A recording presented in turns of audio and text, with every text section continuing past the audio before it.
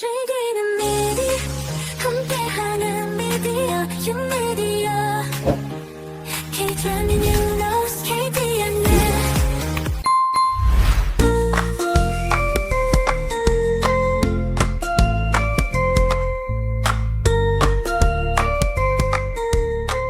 지금 되게 중요한 말씀을 하신 게, 우리 교육경영학과가 뭐 사교육을 부추기거나 조장하려는 그런 학과는 절대 아니거든요. 근데 이제 외부에서 사교육에 종사하는 분들을 재교육을 한다고 하면 마치 좀 편견을 가지고 바라보는 시선도 있어서 괜히 잘못 얘기하면 사교육을 편드는 것 같이 얘기할까봐, 그래서 되게 조심스럽더라고요. 좀 작게는 학원 운영하는 선생님들, 학습지, 온라인 분야에 있는 여러 선생님들에게 재교육 과정이 필요하다.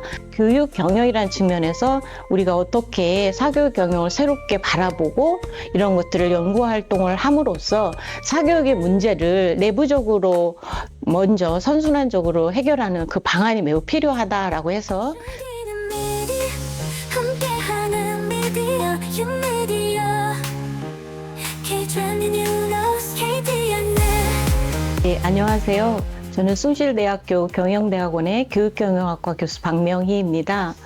저는 오랜 동안 사교육에 대해서 고민을 많이 했고요. 어떻게 하면은 이 교육경영이 그 몫을 다할 수 있는지 그 고민한 결과, 그 사교육의 문제는 외부의 문제가 아니라 내부의 문제라고 보고, 교육경영 필드에 있는 사람들이 집단지성을 높임으로써 우리가 우리의 몫을 다하는 그런 것들을 매우 필요하다고 생각해서 저는 이제 그런 것들을 조력하는 그런 일을 하고 있습니다.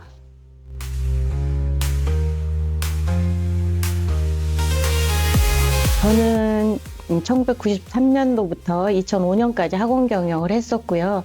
그 이후에 연세대학교의 석사과정에 들어가서 이 교육경영과 관련된 공부를 하게 되었어요.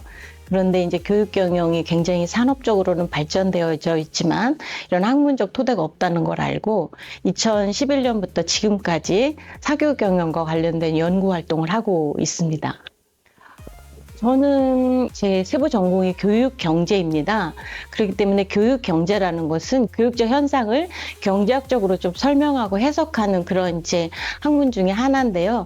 이 우리나라에서는 사교육이 하나의 산업화되어 있잖아요. 그런데 이런 거에 대해서 이제 학문적 어프로치가 너무 없었고, 그리고 사교육에 대한 문제가 이제 국가적으로 과제가 되고 있다 보니까 사교육을 줄여야 되고 경감해야 되고 이런 정책적 과제는 우리가 다 공유를 하고 있습니다. 그런데도 불구하고 40년 동안 사교육 경감 정책을 했지만 사교육 시장 규모가 줄지도 않았고 사교육 문제도 계속 확대되고 있거든요. 그래서 저는 이제 이런 교육 경영자 과정이란 것은 실제로 교육 서비스업, 좀 작게는 학원 운영하는 선생님들, 학습지, 온라인 분야에 있는 여러 선생님들에게 재교육 과정이 필요하다.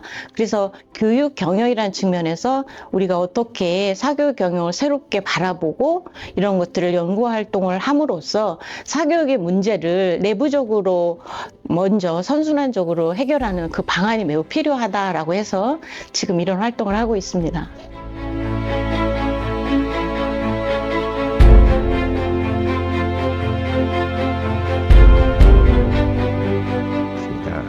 교수님이 생각하시는 이 사교육이 초래하는 과도한 경쟁과 그리고 사회적 양극화를 완화하기 위해서는 어떤 접근이 좀 필요하다고 보십니까?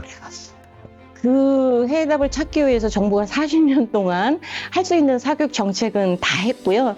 사실 이제 이 사교육이 우리나라만의 문제가 아니라 전 세계적으로 시장 규모나 이런 사교육 양상이 거의 이제 그 공유되고 공론화되면서 확대되고 있어요. 근데 세계적으로 사교육을 연구를 가장 많이 했다고 제가 알기로는 한 마크 브레이 교수님은 사교육이 이렇게 시장화되고 확대되고 있지만 사실은 사교육을 제대로 관리할 수 있는 조직이나 어떤 단체를 가지고 있는 나라는 없다. 이제 그런 이야기를 하면서 사교육이 좀 더 교육적 기능을 하는 거에 대한 고민들을 이야기를 많이 하고 있어요. 근데 이제 사교육이 도대체 어떤 문제인가? 가르치고 배우는 게 뭐가 문제인가? 이렇게 이제 보기도 하죠. 그런데 이제 그게 있는 자와 없는 자의 그 차이. 그래서 학교 교육을 보완하는 사교육은 전 세계적으로 다 이렇게 박수를 받아요. 근데 이제 지나친 경쟁 구조, 그것이 문제인데 우리나라는 그런 것을 없애기 위해서 중학교에 무시험 제도도 도입을 해봤고, 고등학교 또 너무 과열 고교 경쟁이 심하니까 고교 평준화도 해봤고, 뭐 별별 정책을 다 했지만 사실 대학이 서열화가 우리나라는 계속되고 있기 때문에 그것이 해결이 안 되면 사실은 사교육 문제 해결하기가 되게 어려운 거죠.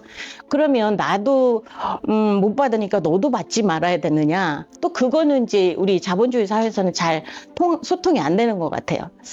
그래서 저는 이제 사교육이 가장 문제는 이제 너무 과도한 경쟁, 그것을 줄이기 위해서 우리가 노력해야 되는 거는 국가적인 과제고 사회적인 합의가 필요해요. 그런데 그게 이제 법으로는 참 하기 어렵다는 이런 생각이 들고요. 그래서 지금 이제 국가에서는 저소득층이나 좀 어려운 학생들에게 바우처도 좀 제공을 해주고 드림 스타트 운동도 하면서 좀 사교육 못 받는 아이들에게 이제 사교육비 부담 이런 것 좀 줄여주려고 애를 많이 쓰고 있는데요. 그러한 지원이 그렇게 충분한 것 같지는 않고, 그래서 사교육이 문제가 아니라 사교육이 유발시키는 사회적 계층 그리고 사회 양극화의 문제점들은 전 세계적으로 다 고민하는 문제인데요.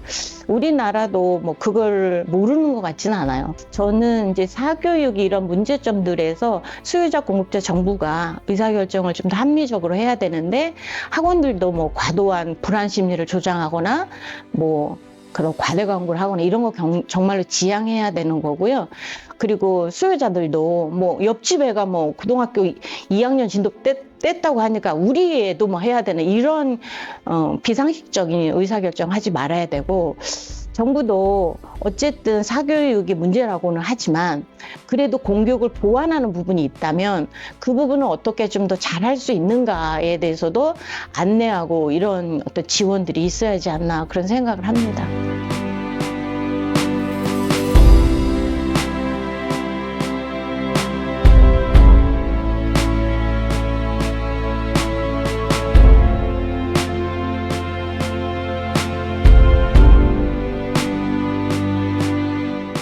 근데 교육이라는 것은 뭔가를 외우고 익히는 것도 필요하지만 그것이 나의 인적 자본을 축적하는 교육이 되어야 되거든요. 때문에 사교육에서는 어떤 기술 진보도 우리가 피해갈 수는 없고 그에 따라서 준비도 해야 되는 건 맞지만